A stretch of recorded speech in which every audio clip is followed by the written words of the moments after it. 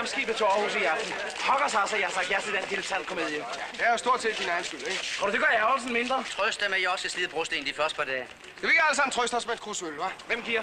Den, der kommer sidst.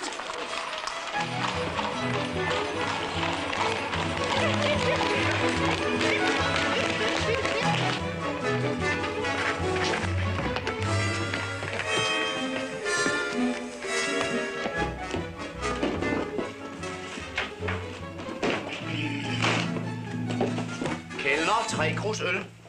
Greven giver. Og så siger man, at høflighed koster ingen penge. Greven giver. Værsgo. Du er helt sikker på, at din tante kommer i aften, ikke? Ja, jeg fik brev fra hende i forgårs fra Italien, hvor hun har boet siden hun kom til Europa. Hun kommer i aften, skriver hun. Du skal jo blive i byen til på lørdag, ikke? Du tager imod Charles' tante. Ja, du kan træffe hende på Hotel Kongen af Danmark. Der har jeg bestilt værelse. Ja, og i morgen så viser du hende lidt af byen. Børsen og runde tårn og... Kronjuvelerne på Rosenborg. Ja, og så hilser du mange gange fra Charles og siger, at han desværre var nødt til at følge en svagelig jurastuderende på landet, men at han kigger ind en af dagene.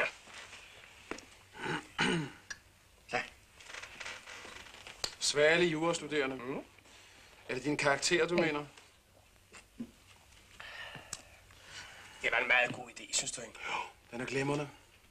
Mens I to tager op med jeres piger og gantes i skov og mark, så skal jeg sidde hjemme på mit pensionatsværelse Kugelure. Nej, du skal ikke. Du skal ud med min tante.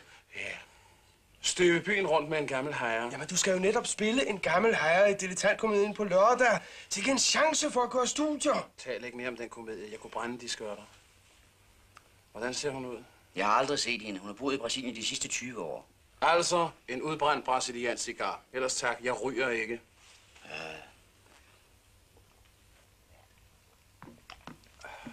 Jeg kan heller ikke være bekendt ikke at tage imod hende. Det er min eneste slægtning, og hun betaler mine studier.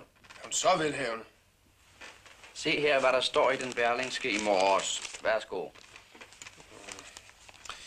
I aften ankommer jernbanen sydfra den brasilianske millionøse, Donna Lucia Dalvadores.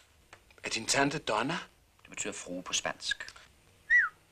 Kun få vil vide, at Donna Lucia er identisk med den unge frøken Lise Schmidt, der for en lille menneskealder siden rejste til Rio de Janeiro for at tiltræde en stilling som privatsekretær hos chefen for et af Sydamerikas største kaffehuse. Ja.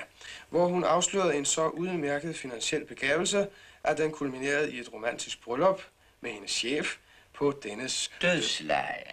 Ja, var det romantisk, hva'? Det synes jeg var meget pænt af hende. Og glæden gammel herre. Eller omvendt. Grunden til, at Donna Lucia gør den lange rejse mod nord, er både længslen efter at gense sit gamle land, men også efter, hvad vi erfarer, for at hilse på sin eneste slægtning, en nevø, der studerer ved universitetet. Ja, hende kan du ikke rejse fra. Nej, vel. Hvad gør vi så? Vi drikker på det.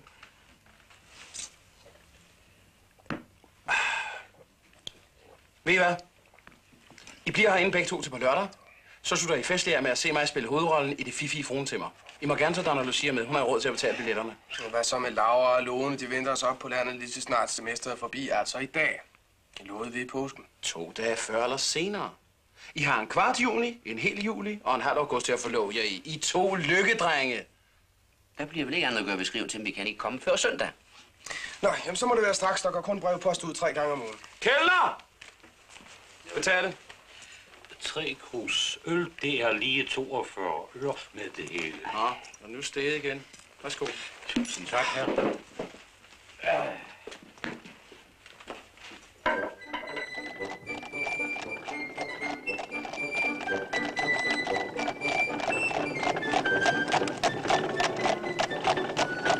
er forbudt at springe af i den fart. Jamen, vi har travlt. Nå ja, det er noget andet.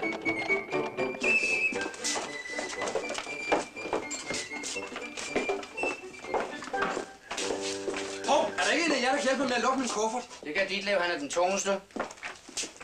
Det bliver dyrt. Nå, lad os så se. Hvad skal vi skrive? Altså kæreste, Laura og Lone. Kæreste, Laura og Lone. Med blødende hjerter og grædende øjne. Med blødende øjne og grædende hjerter. Omvendt.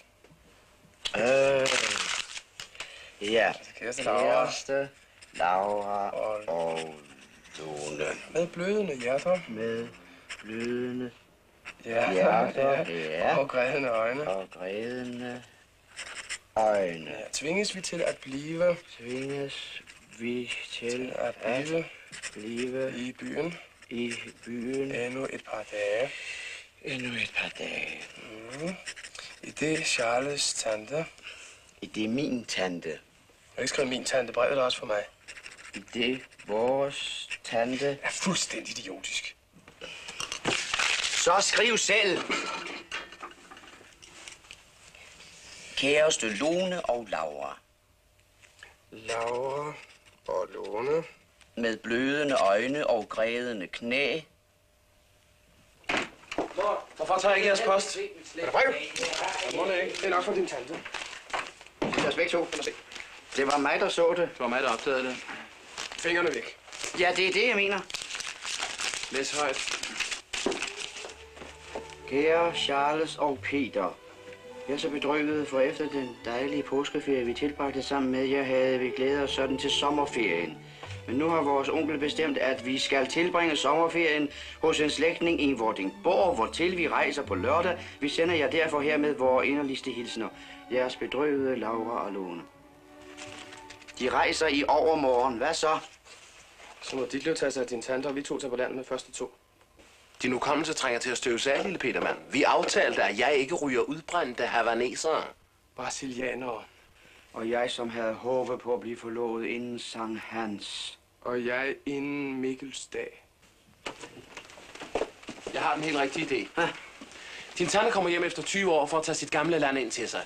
Med sol og sommer og smældende flag og den friske brise fra det blinkende sund. Er det ikke sådan, der står i den Berlingske? Jo, sådan omtrent. Læg en besked til en på hendes hotel, at du har reserveret den østre fløj ude hos dig. Hos os på Frydenlyst med udsigt til vorgrønne skove og bunende marker og det blanke sund. Og at du tager i forvejen for at se til, at alt er i orden, når hun kommer. Og tager så op og forlov jer. Jamen, hvad siger du til det, Peter? Jeg ved bare ikke, hvad min far siger til det. Der er en gammel dame boende. På den anden side, han er i England lige for øjeblikket. Så siger han jo ikke noget. Men jeg venter ham hjem en af dagene. Vis ham, hvad de har skrevet i avisen om Donna Lucia, så bliver han begejstret. Ja! Og det er jo lige i ritmesterstilen. Ja, vi tager afsted med det samme. Du skriver brevet, og du stikker hen på hotel med det, lige så snart vi er rejst, ikke? Kære tante. Det går ikke. Hvorfor nu ikke det? Og når vi har tanten hængende over os, så får vi overhovedet ikke tid til at tage os af pigerne, vel? Ditlev. Det kunne måske tænkes, at Laura og Lone har en søster.